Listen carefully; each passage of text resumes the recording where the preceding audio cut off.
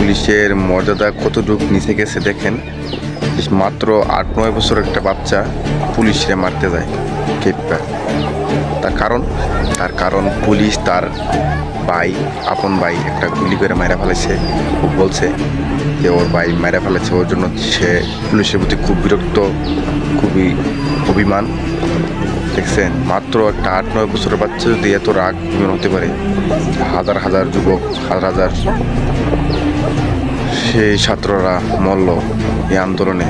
তারা এইভাবে গুলি করে, পাখির মতন গুলি করে মারল।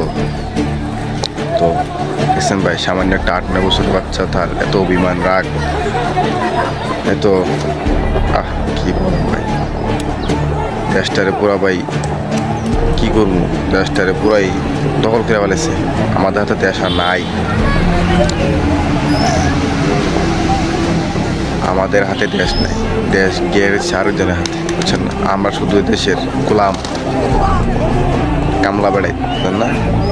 সারা জীবন কামলা দেয়, টাকা দাও, আর এরা দুর্নীতি করে, চাঁদাবাজি করে নিয়ে টাকা দাও, সুইচ ব্যাংক, বিদেশ চলে যাবে, টাকা হলে বিদেশ চলে যাবে, বুঝলেন না?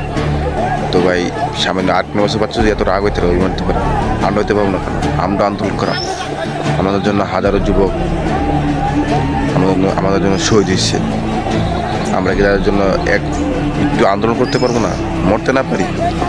আন্দোলনে গিয়ে তো শহীদ হইতে পারাম, চাইতে পারাম, আন্দোলনে গিয়ে আন্দোলন করতে পারাম, ফেসবুকে একটা স্ট্যাটাস দিতে পারাম, ইউটিউবে একটা ভিডিও দিতে পারাম, যেমন আরও হাজারো যুবক উৎসাহ পায়, আগ্রহ পায়। আমাদের দেশ আমাদেরকে দেখতে হবে। বীর বাঙালি, অস্ত্র ধরো, বাংলাদেশ স্বাধীন করো।